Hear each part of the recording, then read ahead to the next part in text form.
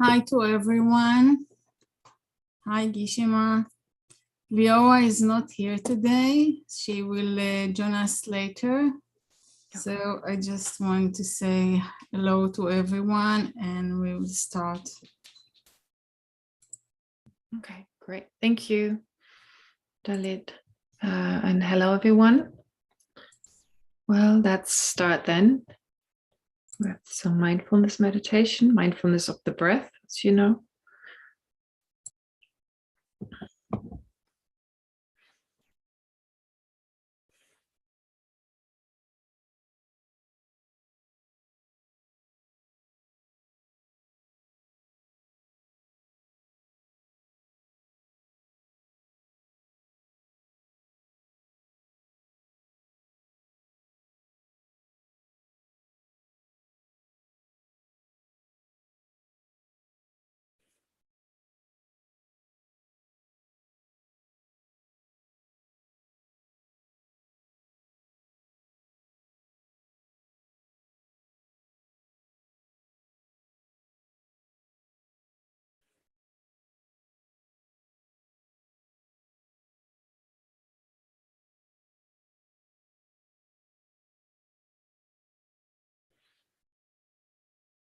And then think that in the space in front of you,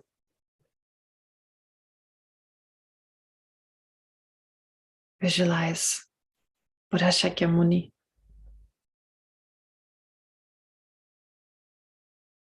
who's inseparable from your Lama.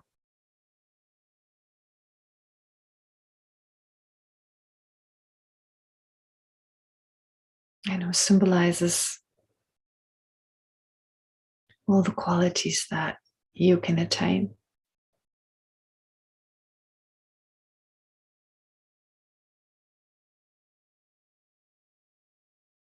Limitless compassion,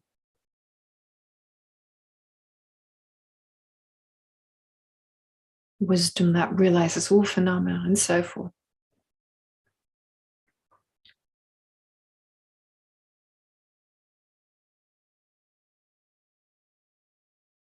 And the Buddha appears as a fully ordained monk,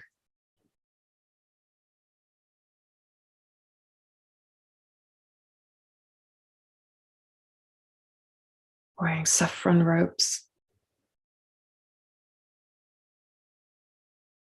and made of pure, radiant light.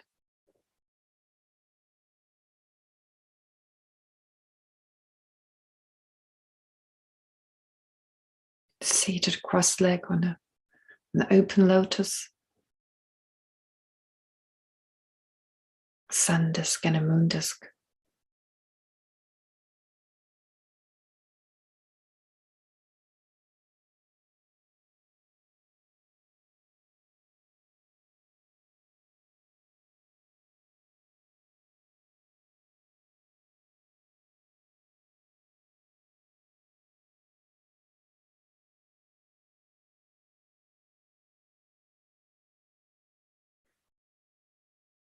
And then also in the space in front of you, surrounding the Buddha,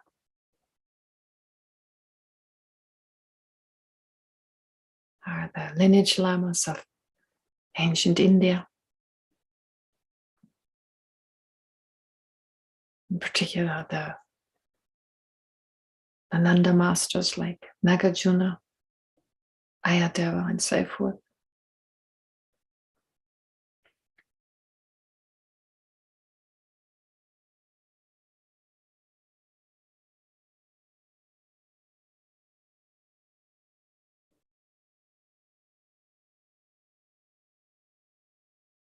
And all the lineage lamas of Tibet.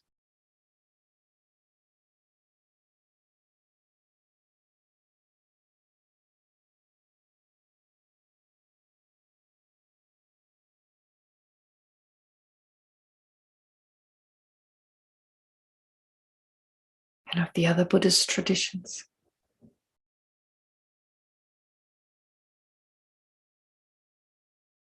In short, all the great beings who've attained high realizations, dependence on the Buddha's teachings.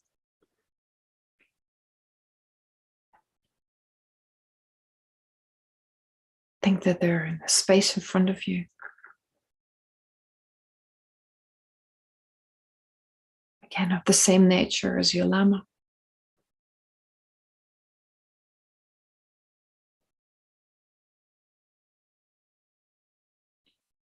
Serving as our refuge.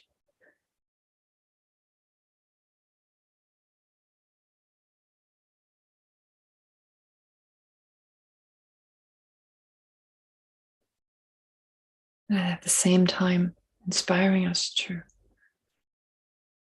follow their example.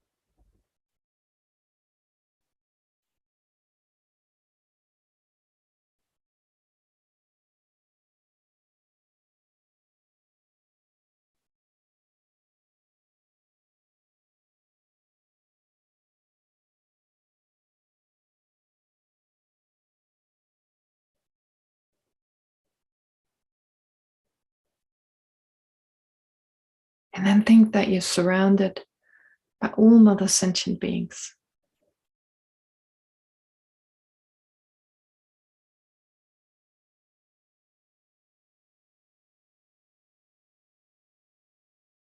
Appearing in different forms.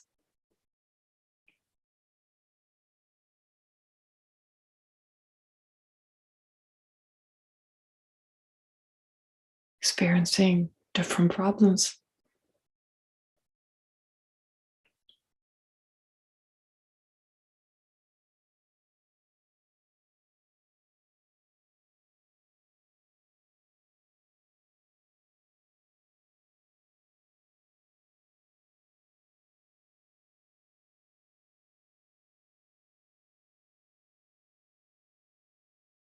But all having the wish to be happy. Not to suffer.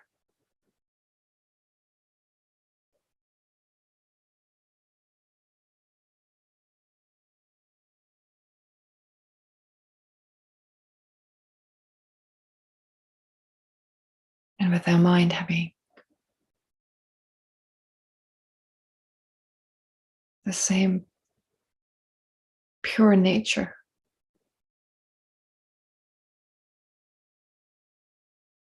as the Buddha. With all their afflictions being merely temporary and not in the nature of their mind.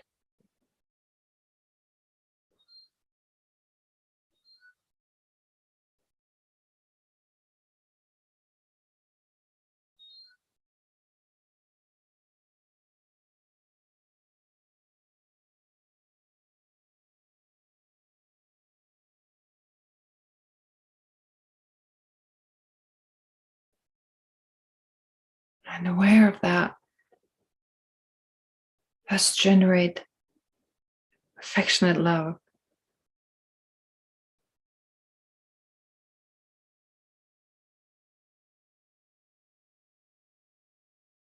A sense of closeness.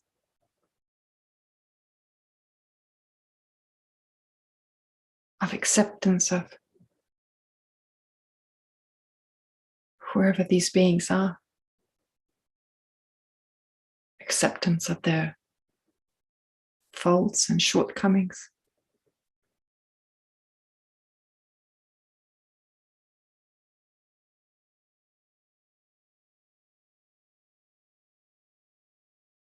Combined with a deep sense of affection and care.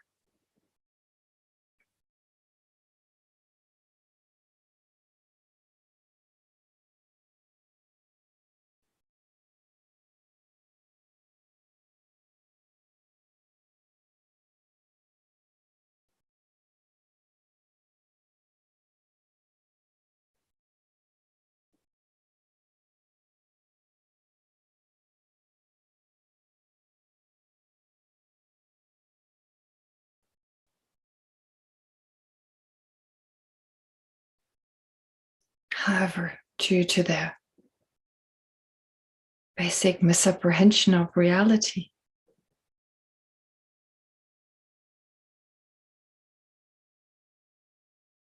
these beings experience endless problems.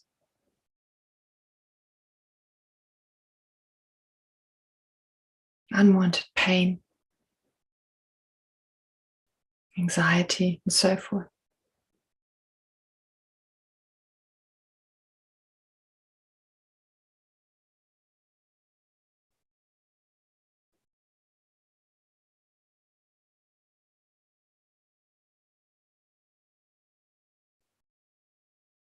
And so now generate great compassion that focuses on all sentient beings.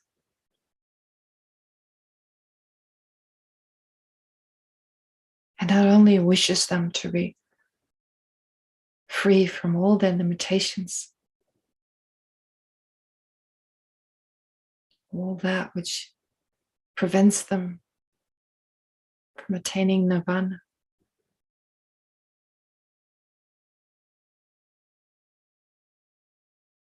but also wishing to protect them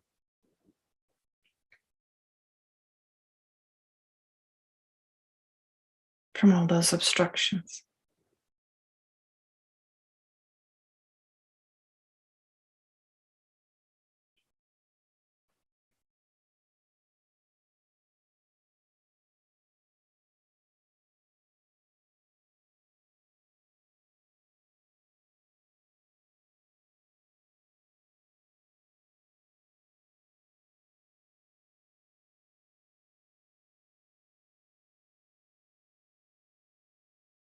And then allow this wish to become stronger and turn into the altruistic attitude. That is the determination to do whatever necessary to protect sentient beings.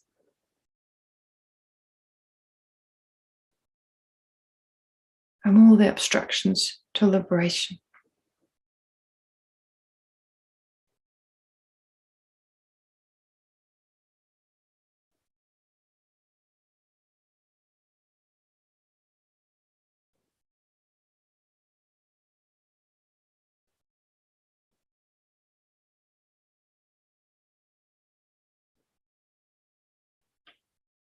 Since we can accomplish this most effectively only once we become enlightened ourselves,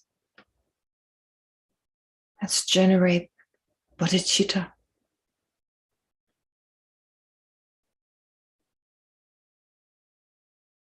The aspiration to become fully enlightened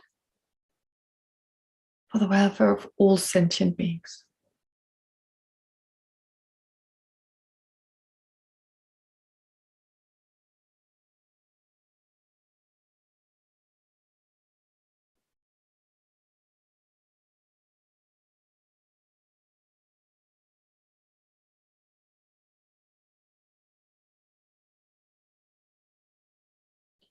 And then remind yourself that it's also with that goal, for the sake of all others, that we study Chandrakirti's entering the middle way.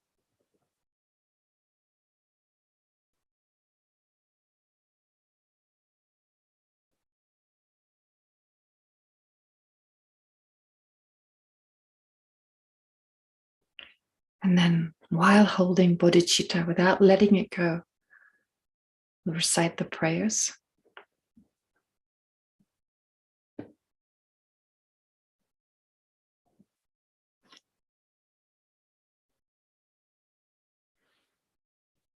I go for refuge until I'm enlightened to the Buddha, the Dharma, and the Supreme Assembly. By the accumulation of merits, of practicing generosity and so forth, may I become a Buddha to benefit all sentient beings. I go for refuge until I'm enlightened to the Buddha, the Dharma, and the Supreme Assembly. By the accumulation of merits, of practicing generosity and so forth, may I become a Buddha to benefit all sentient beings. I go for refuge until I'm enlightened to the Buddha, the Dharma, and the Supreme Assembly. By the accumulation of merits of practicing generosity and so forth, may I become a Buddha to benefit all sentient beings.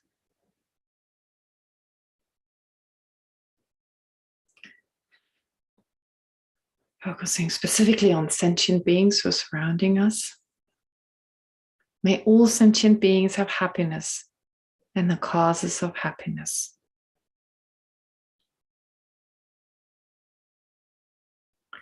May all sentient beings be free from suffering and the causes of suffering.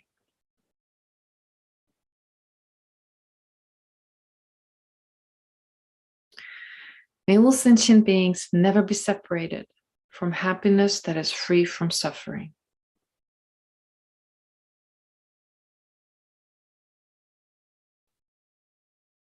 And may all sentient beings abide in equanimity, free from attachment for friends and hatred for enemies.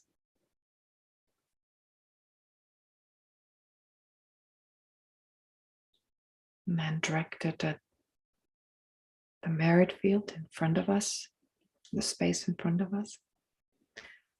Reverently I prostrate with my body, speech, and mind. I present every type of offering, actual and imagined.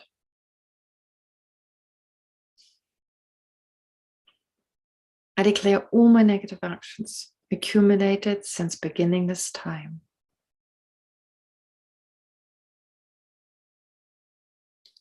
And rejoice in the merit of all holy and ordinary beings.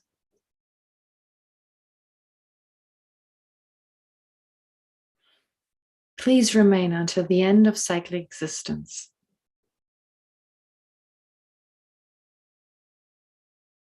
And turn the wheel of Dharma for living beings.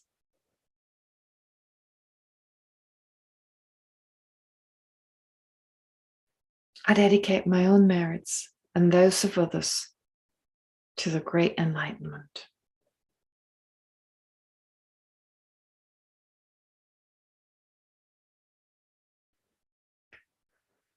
Okay, great.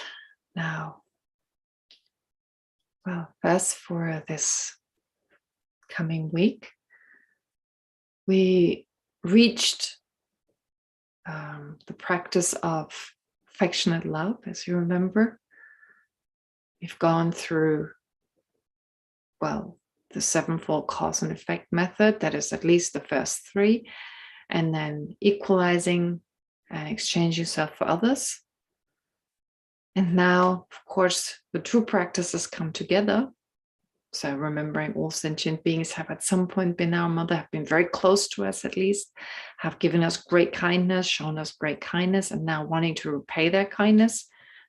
We've meditated on that and taking that as the basis, and also equalizing and exchanging ourselves with others. So having reflected on the shortcomings of the self-centered attitude, of the benefits of cherishing others, on the reasons for why it makes sense to hold others as equally dear as we hold ourselves, since our well-being is dependent on others, external well-being in terms of, well, physical well-being, mental well-being, in particular spiritual well-being, the fact that all sentient beings on a conventional level are just like us, not wanting to suffer, instead wanting to be satisfied. Likewise, their mind, just on the conventional level, being on its deepest level, completely pure, free from all defilements, with the defilements, the obscurations, not being in the nature of the mind, just being temporary. Plus, on an ultimate level, the fact that all sentient beings lack inherent existence. So based on all that, getting a sense of, just as I'm important, they're equally important. And then exchanging myself for others in the sense of thinking I'm these others. Maybe feeling that others are part of me, or in the sense of putting myself into the other person's shoes. So in the same way as I'm aware of my own problems, keep thinking about them, etc., I'll now focus on others to whichever degree that is possible. And having done all that, then we make an extra effort to now meditate on affectionate love. As I spoke about it last time, it is that feeling of closeness towards others, a feeling of deep care, along with finding others endearing, seeing them as lovable, understanding that everyone is deserving of our love, and of course deserves to be happy and not to suffer.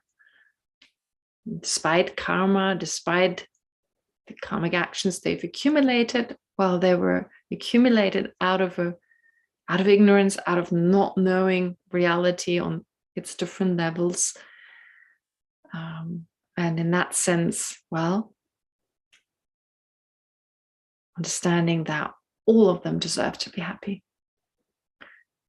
And therefore, this feeling of closeness and acceptance. So it's a little difficult to explain. It's a lot of explanation given that I've been given here, that I've been giving to you in terms of what affectionate love means. But yeah, basically it's the sense of closeness, acceptance, and deep care. And I want you to continue with this practice for this coming week.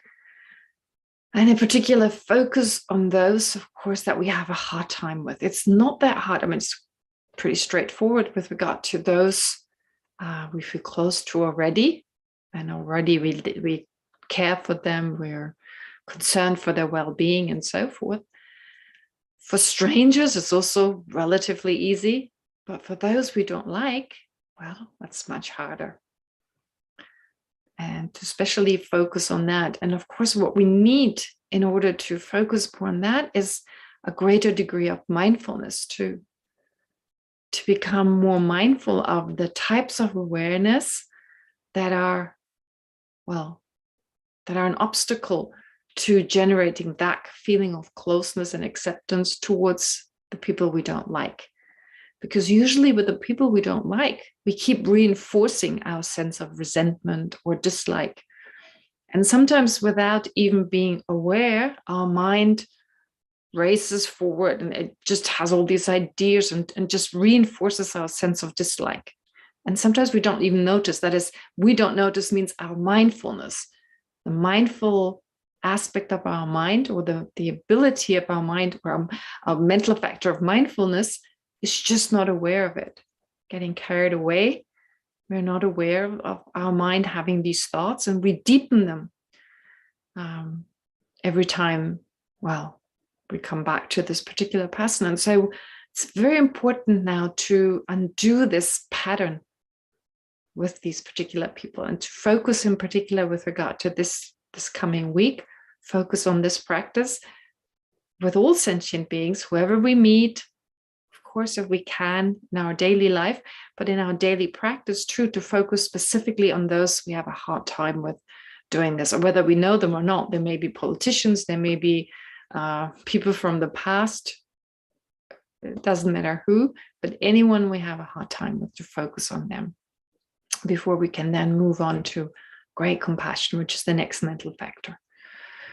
Okay, great. So that's what I would like you to do for this coming week.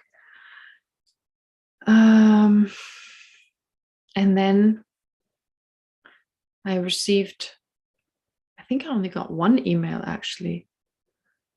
No, I received more than one email, but one was actually for Venerable Lobsang or Venerable Rita. Then there's one by Tao Seti. He rightfully corrects me on something. I made a mistake. I always make this mistake. I always confuse two philosophers. I gave this quote, remember last time, where I spoke about this quote, as I said, it was Heidegger who gave this quote on the world, like the sun revolving around the earth versus the other way around. And actually, I gave this quote not in this particular class, in a different class, but Jimmy heard that I used this quote and then quoted it back to me and using it in a way in which I hadn't used it, but in a very good way. But anyway, so Tao Seti writes that it was Ludwig Wittgenstein, it wasn't Heidegger.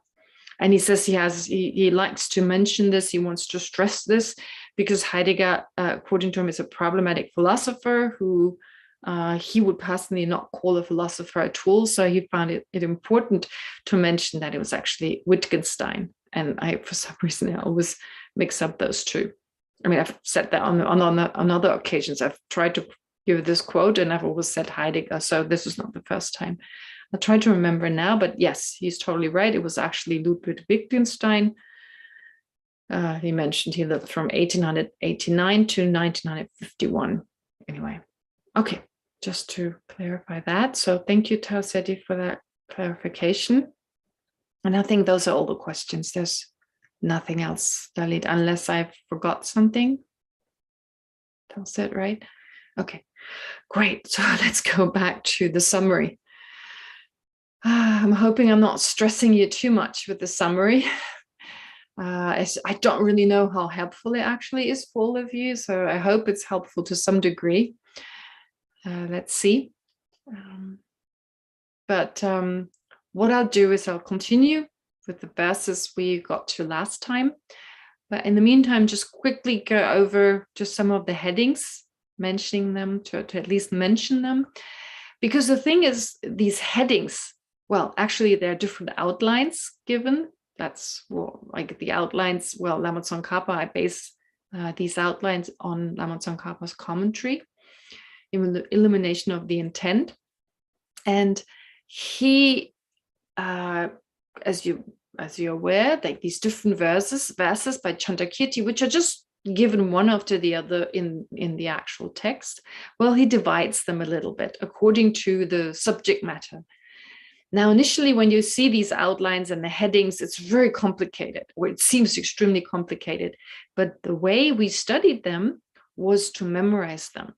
And so the advantage of memorization is not only do you later on, I mean, you can just recite it, you've memorized it, but as you memorize it, it becomes clearer in your mind. You get your mind automatically structures the text. Oh, so this is the first outline, this is subdivided into 2, into 3, and you've got it all laid out in your mind, which is extremely helpful to then later on have an overall sense of the entire text. Now, if you don't memorize, if you don't want or you don't have the time to memorize, you could maybe do a chart for yourself. Take all the outlines. You can easily go through the text if you have Geshe Thupten Jinpa's translation, very good translation of Lama Tsongkhapa's commentary, Illumination of the Intent. You could maybe write them out, and they're not that many, and get a clearer sense, in particular with the topic we're going through now, of how it all fits together. All right, so I thought to mention them as I did before, briefly, just to get you a better sense of what this particular topic is all about and how it's structured. Now, it's actually, there are like 3 main headings, if you like. The first heading is showing how the seeker of liberation, someone who wants to be liberated from, well, samsara, can only do so if he or she first negates the intrinsic existence, the inherent existence of the self, which we mistakenly apprehend. It's just one verse. That's verse 120, the first verse of this particular topic. It's kind of an introductory verse. And then the next outline is described, or is headed, or the heading of the next outline is negating the intrinsic existence of the self, of I, and that which is mine, that which belongs to the self. Because that's when it comes to attachment, we are mainly attached to the I and that which is mine, my happiness, my well-being, my body, my mind, my reputation, my, gain, my being praised, my family, my friends, and so forth. Okay, so we need to negate, we need to understand that this I and this mind doesn't exist the way they appear to our mind. And then the last outline is extending the analysis of the self in combination to the car, the chariot, we use the chariot, to all other phenomena. Okay, so that's the last of the headings. And then there is the last bit, which is also the last section of the first chapter. Oh, I should maybe say, sorry, the first chapter, the sixth chapter. No, but I should say, like I said, the first heading, showing how the seeker of liberation needs to negate this misapprehension. That's just one verse. Negating the intrinsic existence of I and mind, that's 45 verses. And then extending this analysis, that's 13 verses. And then the very end, but that's not really part of refuting the self. It's just an enumeration of emptiness, just going through the different phenomena that lack inherent existence. And that's another 45 verses, which once we've done this summary, we can go through, I believe, quite quickly, because it's not that hard to understand. It's really just enumerating different phenomena and just reminding us they also lack inherent existence.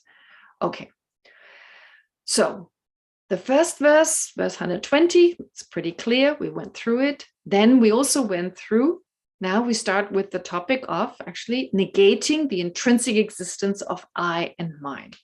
All right, so obviously you have a part that negates the inherent intrinsic existence of the self. And then in one verse, the inherent existence of mine is being negated. All right, so 44 verses negating the fact, or negating, the fact, no, not the fact, in negating the wrongly apprehended intrinsic existence of the I. And then with one verse, negating that, therefore, the inherently existent mine is also impossible.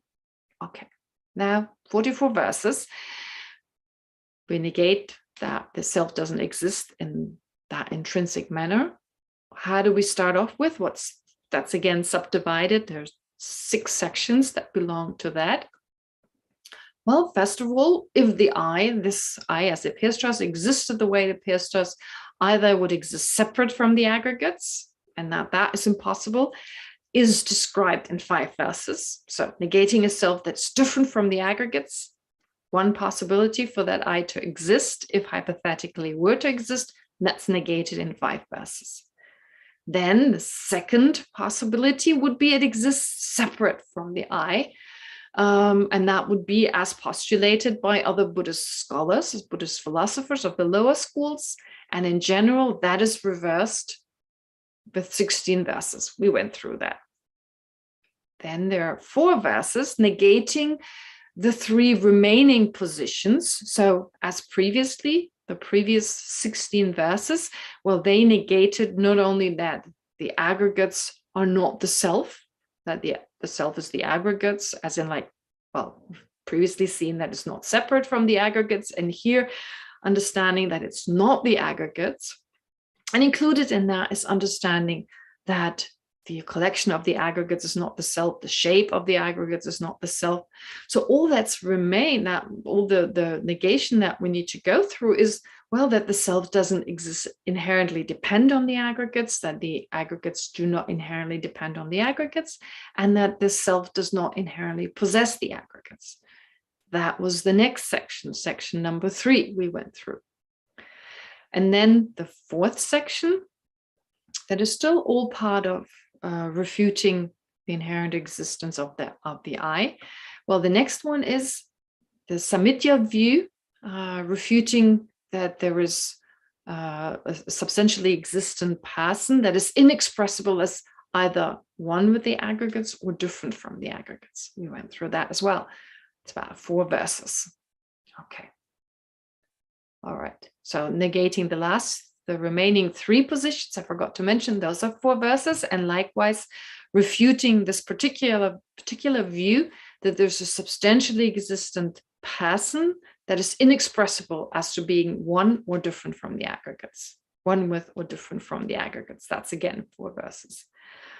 And then where we got to last time, this part of the section explaining with an analogy how the self is, now lost it. Just a sec. Explaining with an analogy how the self is a mere designation. That's 10 verses, starting with verse 150 to 159. Okay. Now, that particular outline is followed then by an outline that explains how positing the self as a mere designation leads to the benefit of easily abandoning wrong views. This we will get to. That's verse 160 to 164. All right.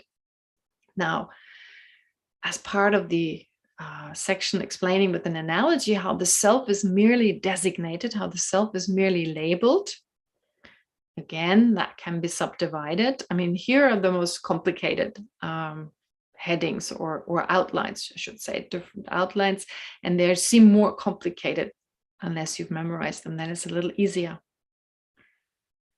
So the first outline we've also done, that's verse 150 and 151, how although the self does not exist in any of the 7 ways, it's just labeled. It doesn't exist in any of the 7 ways. It exists as a merely labeled phenomenon. Okay. And then, and this is where we got to, it's explaining in depth the 2 remaining positions. That is, explaining that is in particular with regard to now the chariot, using that as the analogy, that it doesn't exist in 7 ways. In particular, the 2 positions that the chariot is not the collection of its parts and it's not its shape. Okay, so this is how far we got. Then that would be 152. Really, this, I think, no, how far did we really get? Can someone let me know where we got exactly to? What was the last verse I went through last time? It's part of the summary. Can someone give me the verse number?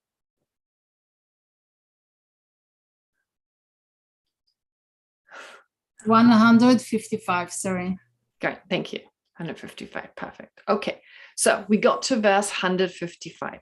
All right, okay. Sorry, I need to just, okay, verse 155. What is that part of? 155.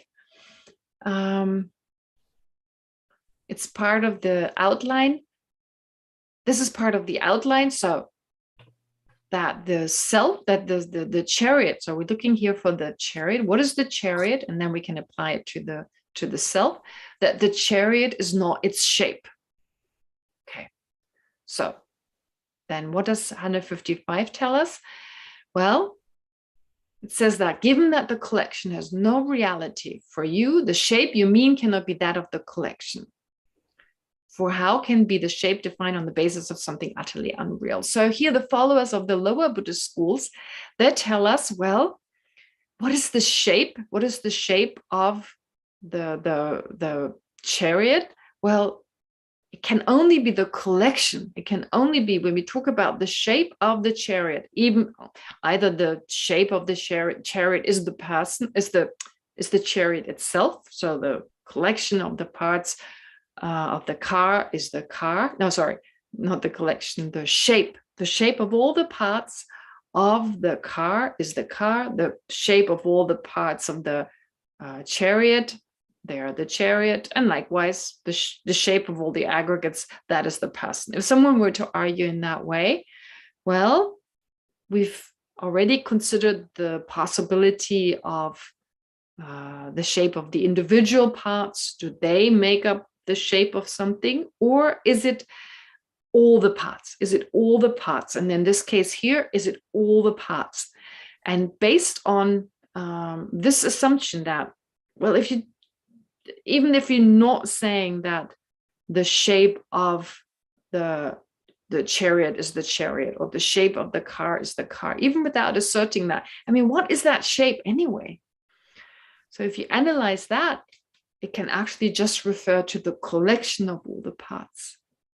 And if it is the collection of all the parts, well, then it can only be labeled. It can only be labeled on the basis of these parts. And so how can the shape, for instance, of all the parts, how can it be the substantially existent chariot, this inherent chariot, when it's actually based on a collection? on many different parts. And many different parts, something that exists on the basis of many different parts. I mean, like a collection of anything must be imputed. A collection of books is imputed on the basis of all these different books. Even the lower schools would accept that. If you, I mean, even in everyday life, if we were to say, well, look at a forest. Does a forest exist as something imputed? We have to say yes, because it's all these different trees. And based on that, we label forest. But we have a sense there's some real forestness, like a real intrinsic entity underneath it. But we can actually easily accept that a forest, a collection of anything, in fact, is labeled. And so here in 155, well, Chandrakirti is making the argument, well, if you say that the shape of the chariot that you accept to be the chariot, or the shape of the car that you accept to be the shape, if that were a possibility, and you are now looking at the possibility of that shape, referring to the shape of the collection of all the parts, well, that's a collection, it's labeled. So how can something imputed be the basis for something substantial? For something, I mean, you're saying this is the actual car. How can something that is imputed be the basis for that findable car?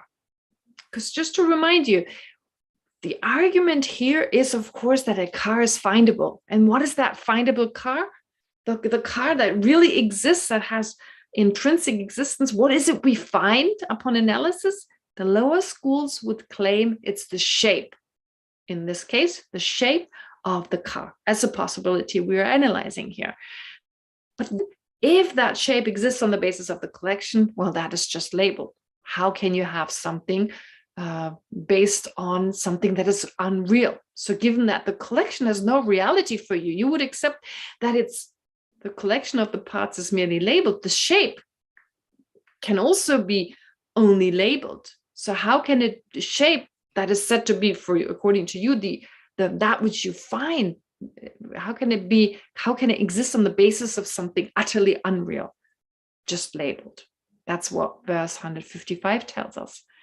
And then 156 is saying that if you accept that the shape of the chariot is not substantially existent, but is imputed in dependence on the collection of parts that is also imputed, then you need to admit that all other phenomena exist in that way. So in dependence on merely imputed causes, such as ignorance, they're merely imputed karmic actions. Merely imputed karmic actions arise. And then dependence on merely imputed seeds like, I don't know, barley seeds and so forth, merely imputed barley sprouts come into existence. This is true for all phenomena, for all causes and effects, and for all phenomena like vases, tables, houses, and so forth. So he's basically saying, if you say there's anything existent on the basis of a collection, and we would all have to very easily have to accept, so the lower schools do anyway, but even us analyzing these ideas, we would also have to come to the conclusion that it's just labeled. Forests, like collection of trees, collection of books, a flock of birds, and so forth. All right. Then 157, it tells us, well, a vase, for instance. So this also reveals the untenable nature of the claim that perceptions like that of a vase come from real form and so on. So if we believe a vase, for instance, that comes from something real, something substantial, well, that's also not the case. There's no inherent existence with no inherent arising, no inherent form, and so forth. How can you have an inherent vase? So the objects around us, not just chariot, not just self, not just chariot, but the objects around us, vases, cups, spoons, and so forth. So therefore, here, if we were to say, like, well, especially still considering the possibility of the unique shape, but in general, well, a vase, for instance, it's made of certain substances, okay? Now, in the 21st century, we would talk about the different atoms it's made of, and then molecules, and then other parts that it's made of. But traditionally, from the Buddhist point of view, there are the four elements: earth, water, fire, and wind. and then the four substances that have arisen from those. So visible form, smell, taste, tangibility. So they have arisen from the four elements. It's a quite an unusual way of talking about the building blocks of an object such as the vase. But anyway, that's how it was traditionally described. So the vase is composed of those 8, the 4 elements, plus these, other substances or sense objects, form, visible form, smell, taste, and tangibility. So it's consisting of those, but these 8 are not the vase. Therefore, perceiving the vase does not mean also perceiving those 8 substances. That's what this verse is telling us. So that was verse 157. And now the next topic is rejecting objections against this explanation. The next heading is rejecting objections. All right, so what are they? What are these objections? Starting with 100, or it's actually just one verse that is part of this particular outline, 158. Someone may argue that the 7-fold analysis of the chariot means that according to the Prasangika, the chariot does not exist. Okay, because it really seems that way, if we're honest. So if you actually put this into practice, if you practice this on a daily basis, you meditate on this every day, you go through this, you may actually come to this conclusion that, well, if that's the case, if I don't find the chariot, if I don't find the car, if I don't find the self, it doesn't exist. So I think we can easily see how someone comes to that conclusion. But in response, Chandrakirti, of course, says that although the chariot doesn't exist conventionally, nor does it exist ultimately when searching via the 7-fold analysis. So when you apply the 7-fold analysis, you don't find anything, neither conventionally nor ultimately. Nothing can be found. But why can you not find anything? Because what you're searching for with this 7-fold analysis is something existing beyond mere labeling. Something that exists, has a further existence, exists even if you were not to label, or no one were to designate or label, let's say, the car, there would still be something there called the car. And that, if that is denied here, that is refuted here. So that is what we're searching for when engaging in that 7-fold analysis.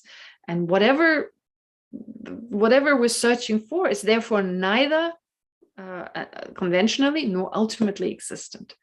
But that doesn't mean that we don't say the chariot doesn't exist, because when analyzing the chariot in this way, one searches for an inherently existent chariot, while the chariot exists as a worldly convention. This is what verse 158 tells us. So implied is this objection by someone saying it doesn't exist. And of course, Chandrakirti responds that it does exist, but as merely labeled as an everyday convention. And that's it. The next outline then is how the reference of other phenomena in terms of everyday conventions are established. All right. So that's 159. So I don't want to read the verses again because just summarizing them. So in relation to its parts, a chariot is thought of as a whole, right? It's real as a part bearer. So we think of a chariot in that way. It's like a whole, and it has its different parts. Therefore, we can say the chariot is merely labeled based on its parts. But in relation to its functions or actions, it is an agent. We see it, we look at it as an agent, or in relation to appropriating something, it is an appropriator. We shouldn't undermine, therefore, worldly conventions. Now, actually, this is, in a way, it makes me laugh. Verse 159, because really, this is a philosophical way of describing this, but we don't go around and say, oh, this is an appropriator. This person is an appropriator. I'm an appropriator. That is appropriated. Well, we don't use these terms really, but by meaning actually do, I mean, in terms of its meaning, what it refers to, we do think along those lines. I mean, we have a sense, there's this whole, there's this car. We use the genitive. I mean, grammatically, we use the wheel of the car, which is all right. It's totally okay as a sense of, well, using conventions, worldly conventions, we say the wheel of the car, the door of the car. And so we have a sense the car has all these parts. It is the door of the car. So even though we don't talk like that, oh, look at this beautiful appropriator made by Mercedes or, I don't know, Toyota or what have you, actually, though we don't use this terminology, this is how we look at the world. We look at objects having certain parts. So in a way, an owner, the car that owns its own parts. We also look at a car as an agent, not James Bond agent, but something that does something. So a phenomenon that does something, that performs a certain function, a certain action. So it transports people, it moves from one place to the next and so forth. So those are all the functions. And based on that, we call it an agent. And we shouldn't undermine. So the conventions of the world, in the sense, we shouldn't undermine them. And by extension, we can now take this further. In the sense, in what sense can we extend this? We can take this further. Well, if you just think of a person, I mean, when we say like taking the chariot previously, it's not just that we go chariot, chariot, chariot the whole time. We have all sorts of ideas of what a chariot or what a car is. Right? Like as that which has parts, that's the appropriator, or that which performs a function, and so forth. And then it's beautiful. It's my car, and so forth. So there's a whole sense we have of the car. Likewise, we have when it comes to a person. So when we look at a person, actually, when we analyze closely, my perspective of that person is never the same perspective that someone else has. If you think of a particular person, let's say Jane, a lady called Jane, everyone has a slightly different view of Jane. It can never, I mean, in terms of our relationship, to some it's a daughter, to some it's a mother, a sister, a friend, an enemy, a colleague, a stranger. So just from that perspective, if there were an inherent Jane, what would that be? I mean, in the end, there's my view of Jane, there's someone else's view of Jane. And actually, Jane is merely labeled. And so what is Jane? Jane is the summary of being a daughter, a mother, a sister, a friend, an enemy, a colleague, a stranger, a blonde woman, whatever. I mean, like, basically, Jane is merely labeled, and not everyone is just going, Jane, Jane, Jane, Jane, Jane. We just need to use something to refer to her. But everyone's got their own labels. Everyone who knows her, I mean, well, knows her, or even in the case of a stranger. So whoever ever had a thought about Jane, this person is labeling Jane, but in different ways. Okay, so labeling, I said before, labeling is thought, the thinking mind, to use a more philosophical term, conceptual consciousness. Conceptual consciousness labels. So when we hear the word labeling, it seems to refer to language, but it's really language, yes, to a certain degree, we apply certain terms and so forth, but when we go deeper, that which labels is the thinking mind. Thought consciousness. It's conceptual, it's the conceptual consciousness. That is the one that labels. So in order for something to exist like Jane, we definitely need conceptual consciousness. Who has this conceptual consciousness? Well, whoever's thinking of Jane. This particular person called Jane. I'm not talking about all the Janes in the world. I'm giving an example of a particular person. Let's say we all know her. Some of you are her parent, some of you are her sister, brother, whatever. Right? So we all label Jane as a group. We label Jane. But like I say, we never label in the same way because we have a different relationship to her. We look at her differently. But what is labeling? All these minds. Every time you have a thought about Jane, oh, Jane, the truck driver, or Jane, the stranger, or whatever, the person I don't really know, and so forth. So we're all labeling Jane. So this is one thing we need in order to label Jane. Okay, so if we don't just label her appropriator and agent and so forth, that's just on a really coarse level, but there's more to it. So we label her in certain ways, and it's the labeling mind, it's the thought consciousness. Okay, but we need more than that.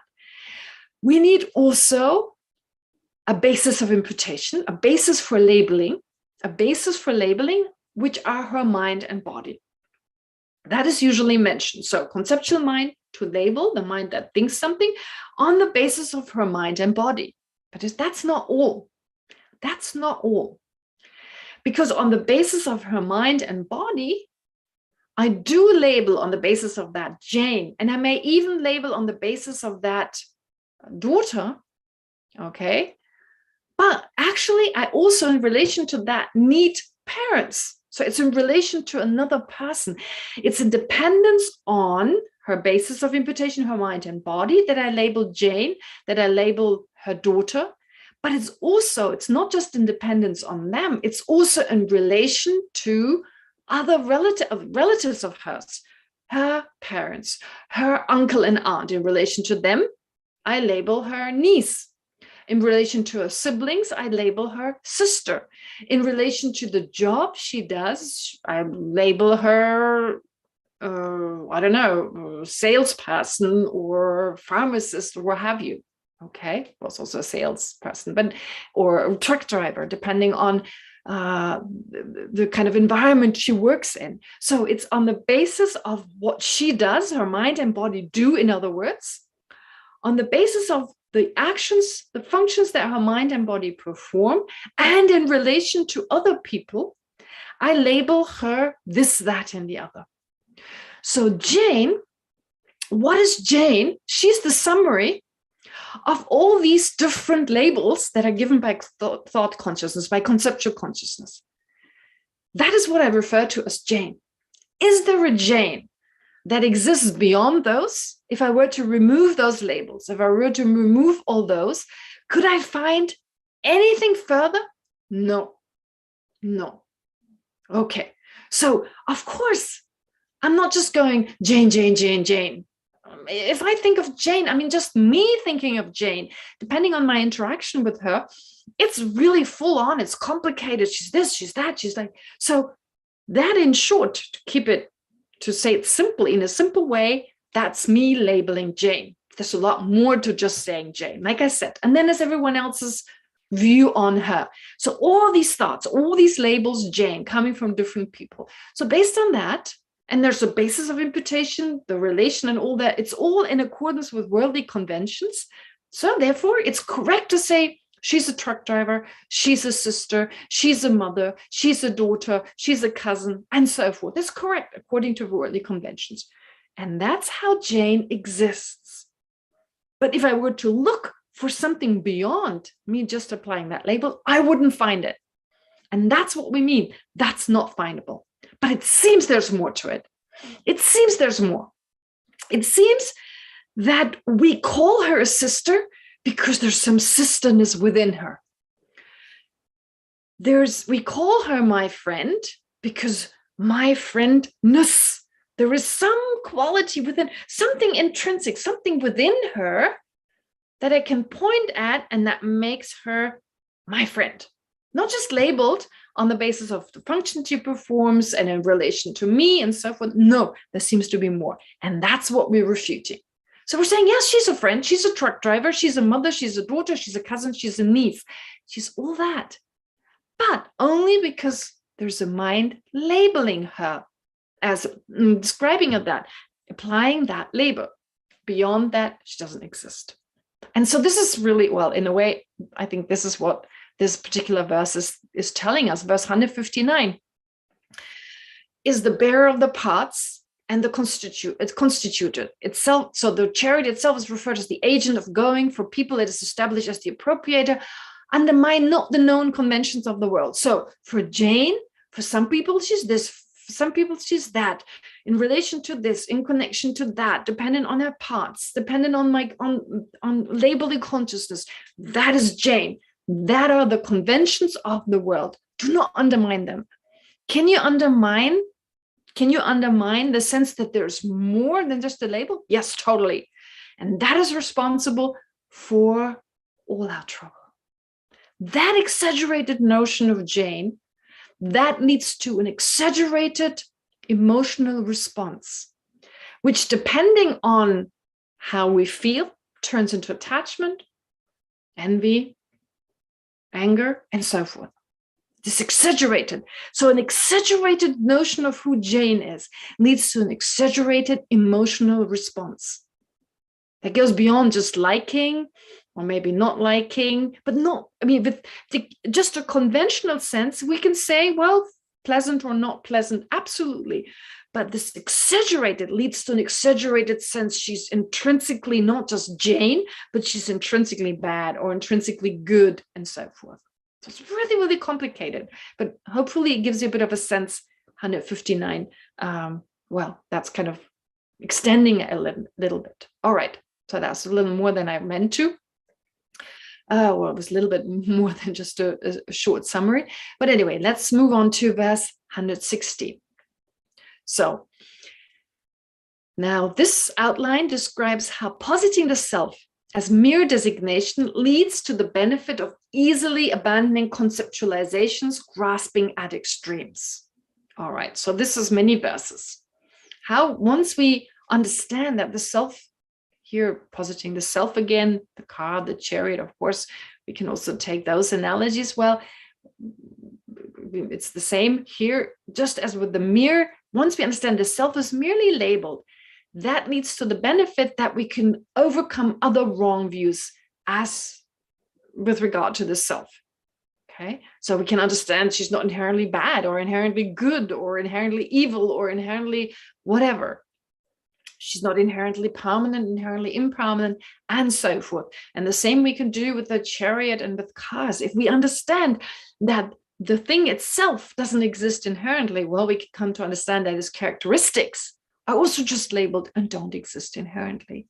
All right, so anyway, this outline has has 20 verses, and it can be subdivided again. In first, the actual point you're trying to make here, that's 160, where it says, well,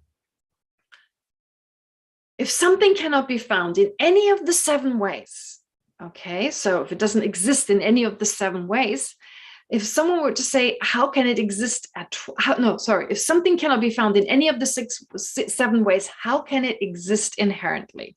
Okay, how can it exist inherently at all? Not here, inherently needs to be added. So how can something which does not exist in any of the 7 ways exist inherently? The yogis find no such existence. They cannot find such. So phenomena therefore not found when seeking a true referent object that exists beyond being merely labeled. Okay. Yet phenomena exist in an unanalyzed way as worldly conventions. And just as yogis have no problem accepting conventional truth, they have no problem accepting ultimate truth. So we should also accept phenomena as unanalyzed conventions. Okay, so we should therefore understand that on an ultimate level, they lack inherent existence. Yogis can understand that with ease and accept their existence as a worldly convention. And then again, there are objections. Now, you find these objections again and again. What does that indicate? Are we really interested in what someone else now is thinking? It's less about that, but it's reflecting our own response when we think about this. So certain aspects we hear, it makes sense, but then before sooner or later we go, but it doesn't seem that way, right? So this kind of objection that we experience ourselves, well, this is here shown through objections actually set forth here. Whether we have the same objections is to be seen, but it's this natural process of having objections. And then if we go through this process, well, we become aware of the objections, and then we try to see, can we negate this objection? Or if we can't do it on our own, do we find the negation somewhere in the text? So it's a year-long process. It's not like a very quick process. I mean, like my own studies, for instance, I mean, initially I understood nothing. The first time I studied this, I was like, how much did I understand? A little bit. And then all these questions.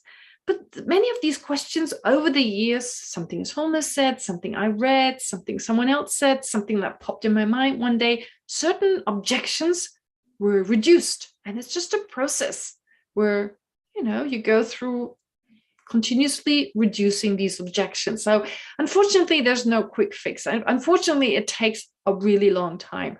But what better is there to do? So, I mean, is there anything better? Samsaric suffering? And I mean, no. I mean, we are in samsara, so it's not going to be instant liberation. But this way, at least we're moving closer towards gaining some understanding, however long it takes. Okay, anyway, first objection, verse 161. Okay, so here, and this, again, I can totally identify with that. It may be the case that a yogi does not find the chariot when searching. So this is just implied. It's not in the words themselves, but it's implied. So it may be the case that a yogi does not find the chariot when searching in the above mentioned manner. The collection of its parts must be real, right? It feels that way. Okay, this other person is merely labeled. I get that.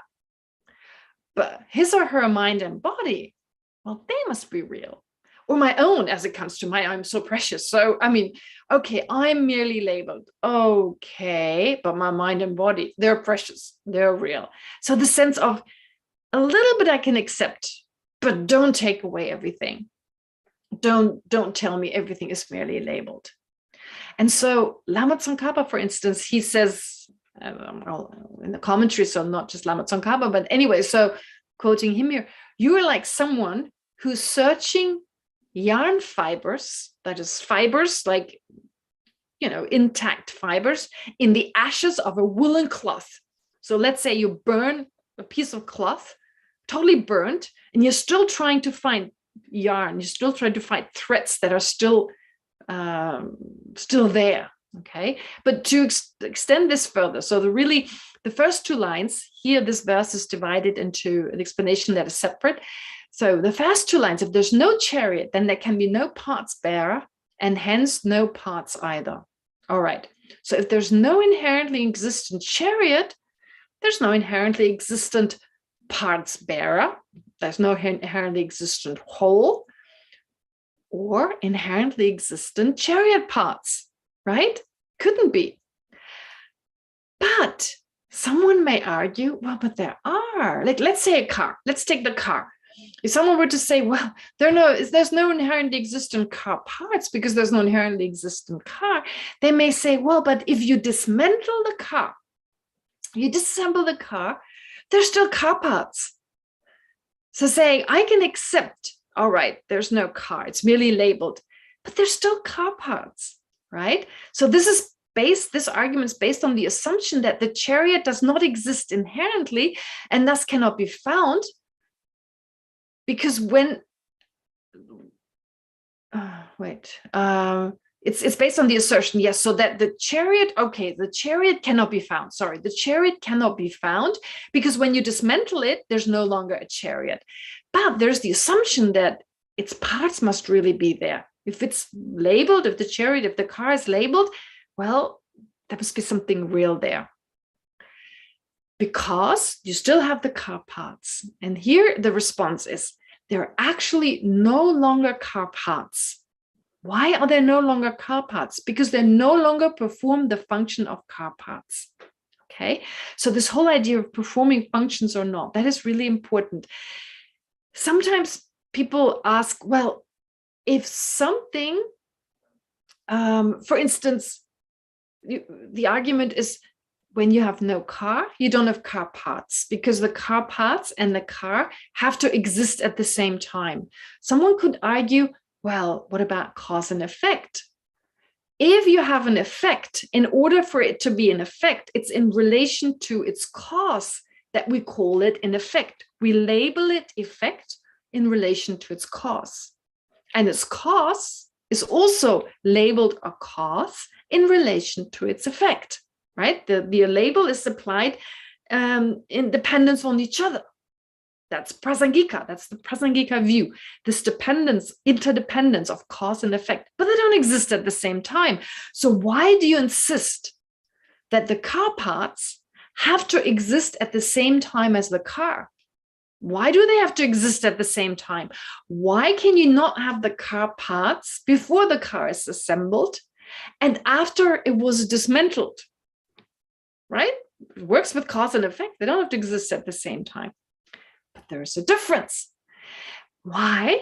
Because the effect of a particular cause, although it is called an effect in relation to something that no longer exists, but it performs the function of an effect. It performs the function. Likewise, a cause. It's the cause of something. So we call it a cause in relation to what it gives rise to, but it performs the function. Its existence is responsible later on to have an object that we call its result. So the function is given. But the function of this dismantled car parts is not there. There's no function of these dismantled car parts, because what is the function of a car? I mean, to transport people, to move from one place to the other. If the car is disassembled, that function is not provided. And why do we perceive them as car parts? Just by association, right? Because we previously perceived them as car parts, so it's a leftover of that. Or we think of them as car parts because we know either they were parts of a car or they can become parts of a car. But they're not, strictly speaking, car parts because, well, they don't perform the function of car parts. And someone without associating these disassembled parts will not hold them as car parts. Instead, they perceive them as wholes themselves. It's just a whole wheel. They don't associate them as part of something. They just associate them as a round object, maybe as a wheel, just in relation to their constitutive parts. All right? So they actually just become car parts when they're able to perform the function, when the function of a car is given, right? When the car actually performs a function. So that's the difference. And anyway, the car parts do not exist inherently. So not only are they not, so the argument, well, the car doesn't exist inherently, it doesn't exist, well, it cannot be found, all right, that's just imputed, but its parts are not imputed. They are really there. They're substantially there. That's the inherently existent car. It's its parts. But the argument doesn't hold because the car parts, well, because, and the reason the other person gives is because the car parts are still there when the car is no longer there. But we've just negated that. No, they're no longer there. We just say so by association, but they're not there. And anyway, if you analyze the car parts, they're also merely labeled. So if you look for something intrinsic, you don't find the wheel, you don't find the steering wheel, you don't find the trunk, you don't find the engine, and so forth. Okay. And that is now demonstrated with the following analogy. So just as, for example, when the chariot, that's 161, the last two lines, just as when, for example, the chariot is completely burned, none of its parts remain. In the same way, from the striking of the dry sticks of analysis, right? Striking a match. When the fire wisdom, independence of striking a match, applying analysis, when the fire wisdom realizes the lack of inherent existence of the chariot or of the car, it also burns without a trace the car together with its parts, or the chariot together with its chariot parts, which are like firewood. They're also burnt because it cannot be found. Nothing can be found to exist inherently. That's what 161 tells us. And similarly, this is true now for other words, just as the chariot does not exist ultimately, but as a worldly convention. So this is now this correlation, chariot and self. Well, similarly, through being known in the world, that is as a worldly convention, the self is considered or labeled as appropriator and dependence on the aggregates, okay, the 6 elements, that is the 5 physical elements plus consciousness. So physical elements, earth, water, fire, wind, and space. And then the element of consciousness and the 6 sense faculties, so all the parts of a person. Based on that, we label person. But also the aggregates, they're labeled as that which is appropriated, as performing different actions.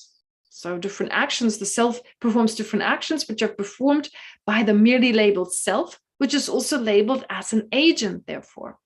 And the example of Jane, I gave him more extensively previously, how this process takes place.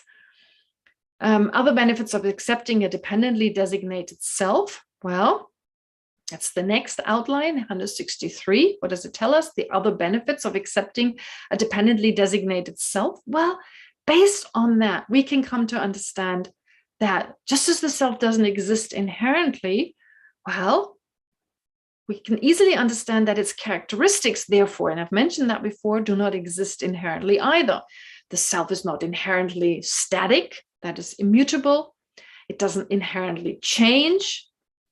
It does not inherently arise. It does not inherently disintegrate. So those would all be all characteristics of the merely labeled self. So not only is the self merely labeled, but its characteristics are merely labeled too.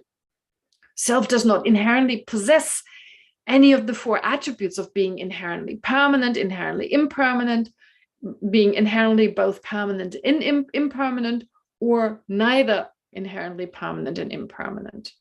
Okay, so it's also not necessarily, it's also not inherently one. Identity or difference is not inherently one or inherently different. So based on, once we understand that the self doesn't exist inherently, all the inherent characteristics that we may perceive, we can easily refute. And so 164 is telling us now, it's identifying the self that is the basis of bondage and freedom. Because the question arises, well, what is that I that keeps us trapped in samsara? What is the I that is being liberated? What is that I?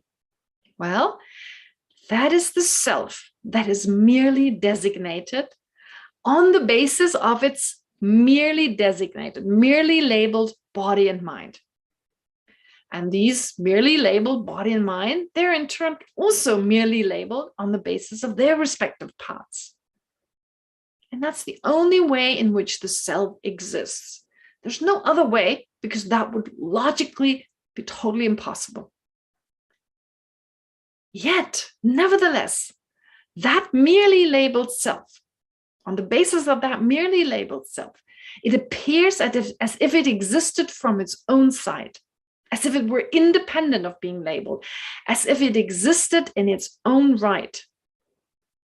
And to us, it actually seems that the only reason we refer to the self, think of it as self and so forth, because it exists in this concrete and substantial way. We believe we just call it a self because it is this concrete self, and not the other way around, that it only exists because we call it that, because we label it. In short, our conventional, merely labeled self appears as an inherently existent self. So it's therefore on the basis of the merely labeled self that the thought grasping at an I arises constantly in our mind and traps us in cyclic existence, traps all beings in the different realms in samsara. But that's not all. In relation to the body and mind that are associated with the merely labeled self, and in relation to the external objects that are owned by the merely labeled I, there's the sense that these things belong to the inherently existent self. In other words, on the basis of the merely labeled self, we grasp that our aggregates, our family, our material possessions, and so forth belong to an inherent self. And in that way, we grasp at mine. But I and mine are mere conventions that remain usually unanalyzed because of our afflictive emotions. We don't give it much thought. It appears as I and mine, as an inherent I and mine. Think of mine. what does mine mean? If you own something, it's like your laptop, something that you find very precious, your iPhone, your car, your house, whatever is considered precious. It almost seems mine is tattooed somewhere in there. It's somehow, it's within it. It's like, look at your object and feel, oh, this is mine. As if there was something within it that's mine. It's just labeled as mine. Okay. All right. And the last verse that I'd like to go through today, it's verse 165. I know we're a little bit late. It's a little bit late. The last verse, 165, that is now negating the intrinsic existence of mind. It's just one verse. We already started talking about in 164, mine as opposed to I, but then that needs to be negated. So the verses that negate an intrinsic existent I, we've gone through all of those, 44 of them. And now there's one verse left. It's part of negating an intrinsic existent I and mine. So negating an intrinsic existent mind. And then we have about, I think, 12 verses left of the chapter of refuting a self. We can quickly finish that. It won't take very long. We'll do it next time. It won't take long. And then we continue with the last verses of the 6th chapter, and it won't be much longer then. But I apologize for taking this much time, but I believe this is most important. This is most important. This is the essential part of the text. All right, so let me just explain 165. Sorry, Dalit, you just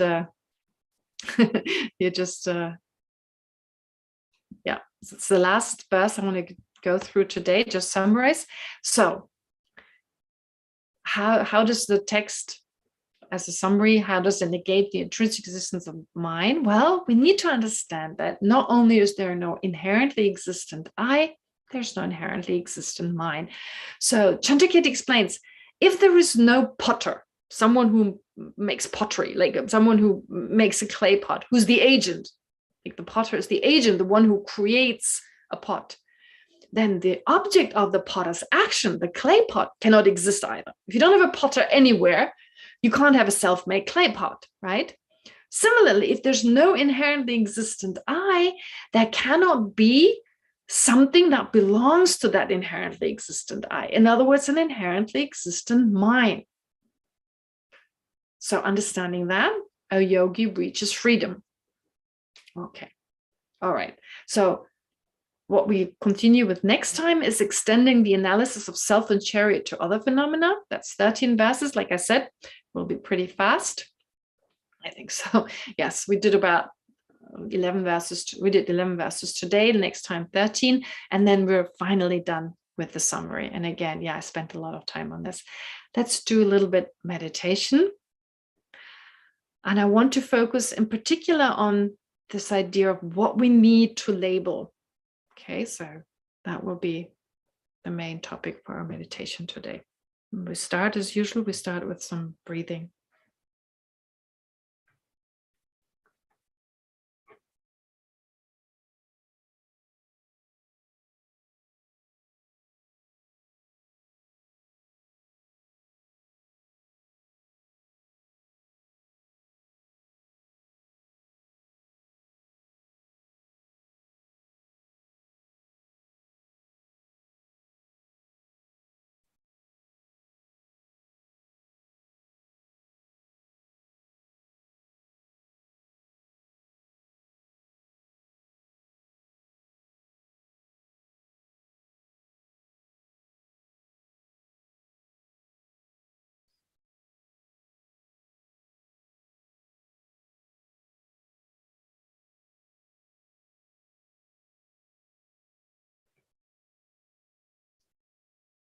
And now take a moment to become aware of your own sense of I. The I as it appears when you feel hurt, when you feel insulted or disappointed.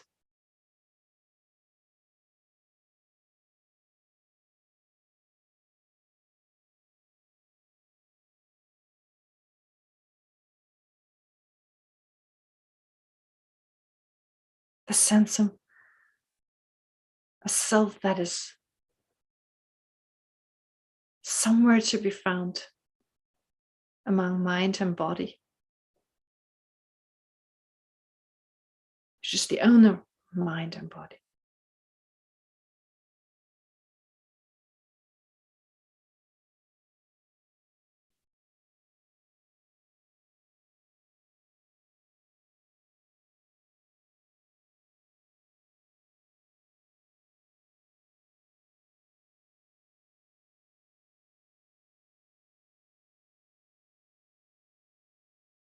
As you remember, we have looked for that I as to its different possibilities of existence.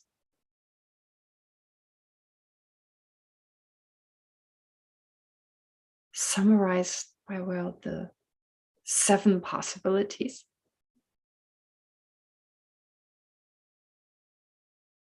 And could not find it.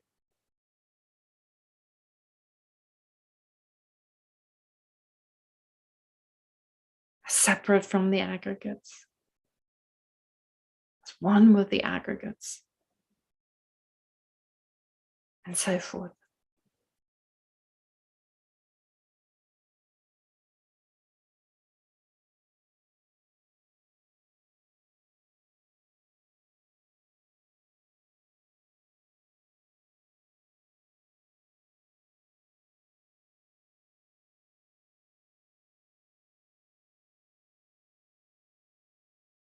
For an inherent I,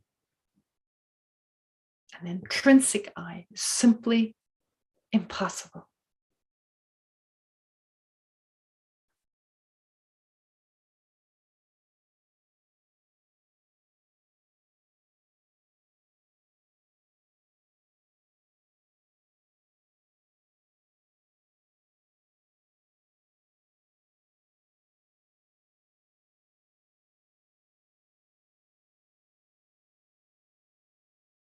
But then how can I explain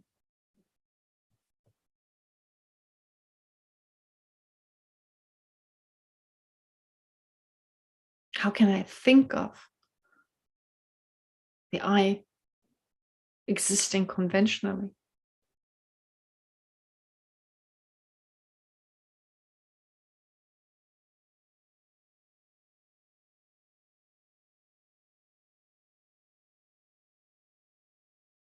Well, that conventional I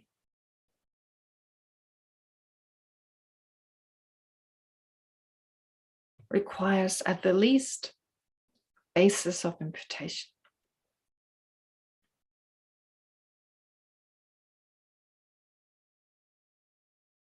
Mind and body.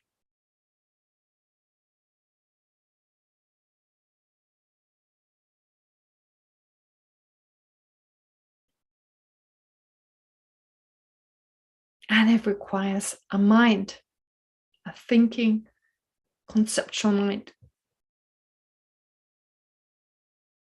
that labels.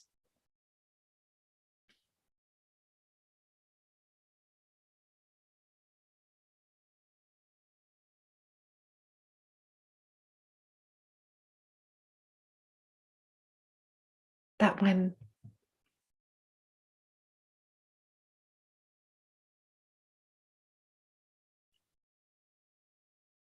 my hand moves, it labels based on my hand, I move.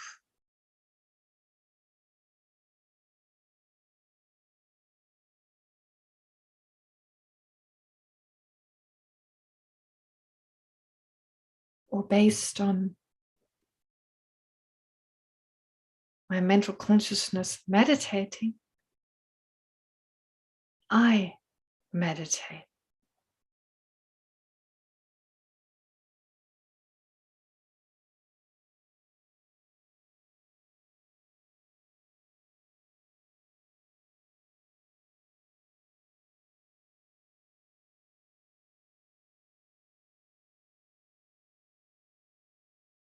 For that I that moves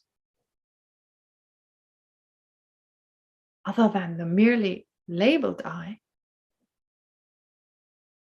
not being findable.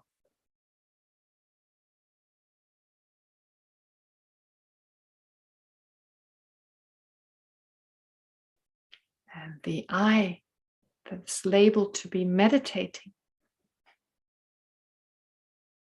likewise, not findable.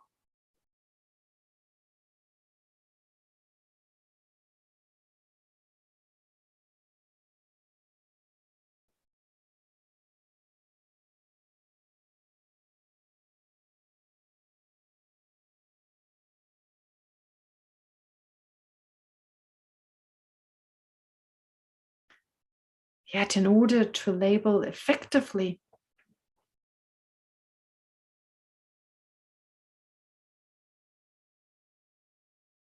and correctly, we need more than mind and body.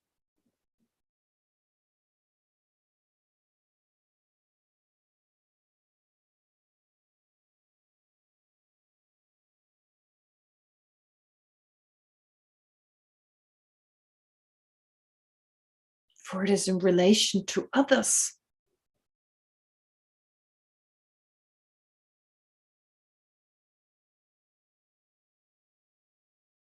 that I label in dependence on mind and body, I, and not you.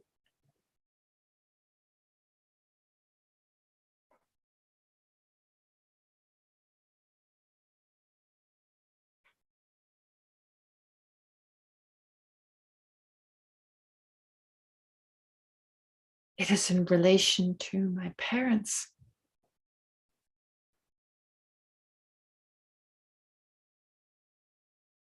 that I label son or daughter.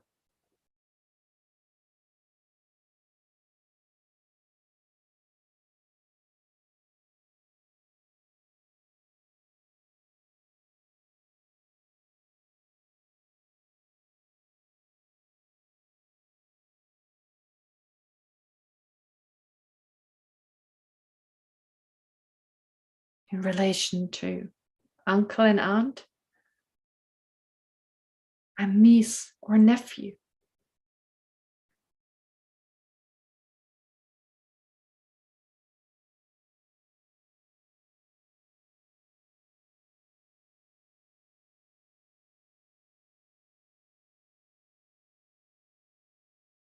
In relation to siblings, I label brother or sister.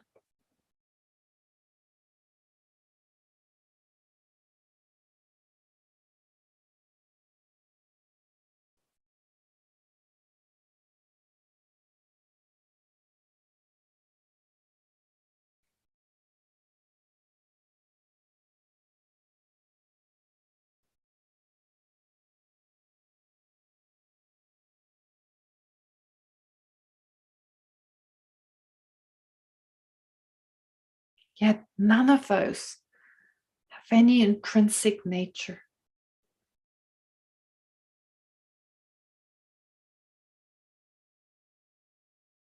There's no being a son or daughter,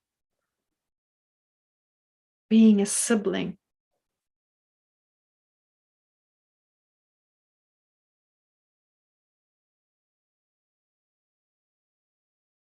or being a man or woman, other than the merely labeled one.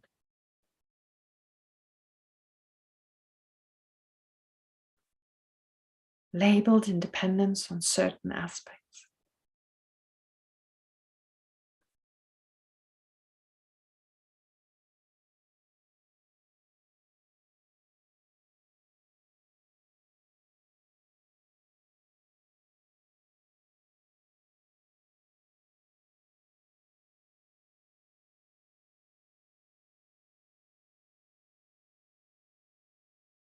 So what am I worried about? Whose future am I fearful of?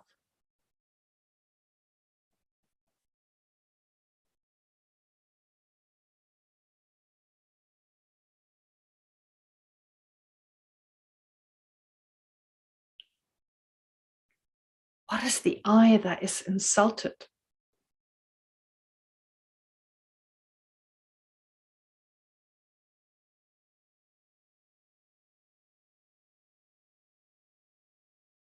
That is disappointed?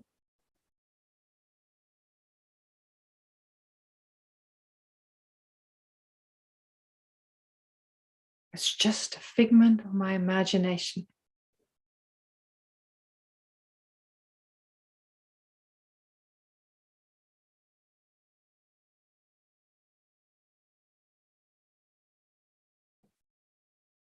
It's a projection of my own mind. It cannot be found.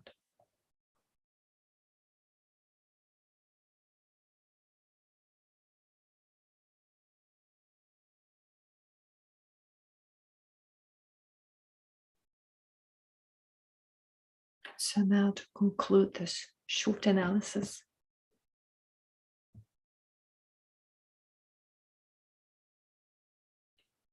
apply single pointed focus on whatever insight, whatever conclusion you've come to. Focus on that for some time.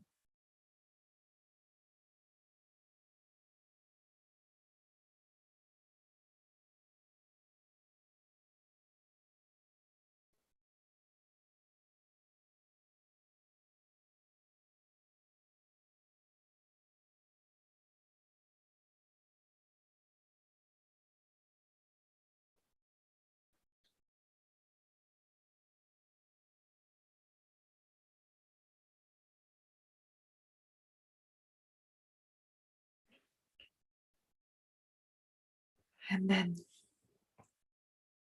let's take a moment to dedicate all the virtues we've accumulated today.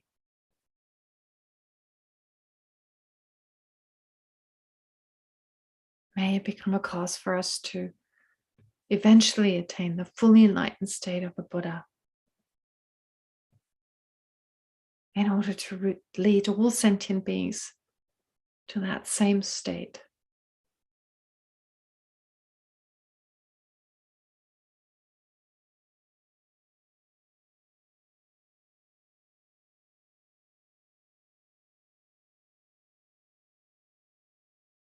And may the merit we've accumulated become a cause for our teachers, like His Holiness the Dalai Lama and all the other great lamas, to have a very healthy and long, active life, so that they can continue to guide us on the way to enlightenment.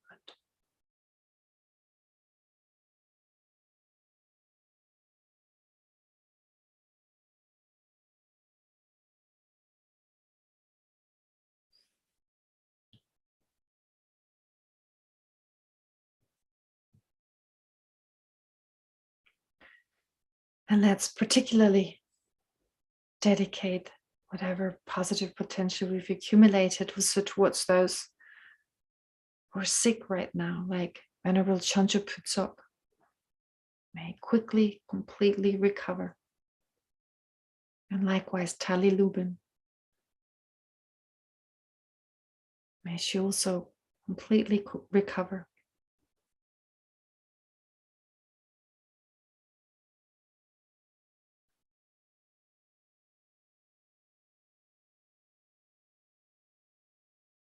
And may those who suffer because of the illness of dear ones find peace of mind and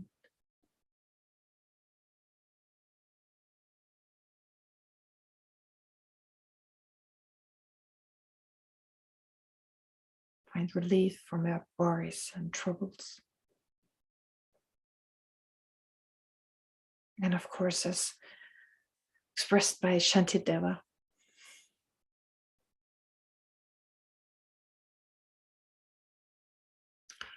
may all beings everywhere, plagued by sufferings of body and mind, obtain an ocean of happiness and joy by virtue of my merits. May no living creature suffer, commit evil, or ever fall ill. May no one be afraid or belittled, with a mind weighed down by depression. May the blind see forms and the deaf hear sounds. May those whose bodies are worn with toil be restored on finding repose. May the naked find clothing, the hungry find food. May the thirsty find water and delicious drinks. May the poor find wealth, those weak with sorrow find joy. May the forlorn find hope, constant happiness and prosperity. May there be timely rains and bountiful harvests. May all medicines be effective and wholesome prayers bear fruit. May all who are sick and ill quickly be freed from their ailments. Whatever diseases there are in the world, may they never occur again. May the frightened cease to be afraid and those bound be freed. May the powerless find power, and may people think of benefiting each other. For as long as space remains, for as long as sentient beings remain, until then may I too remain, to dispel the miseries of the world. Great, thank you very much. And just a reminder for this coming week, please focus, once again, focus on affectionate love. Make an extra effort to focus on those who have a hard time with, those you dislike, and try to generate that deep sense of care and concern. All right, and then have a great week, and I'll see you again next Sunday. Thank you, Geshe. Bye. Dankeschön. Gute Nacht. Good night. Tov. Laila Tov. Geschliffen. Thank you very much.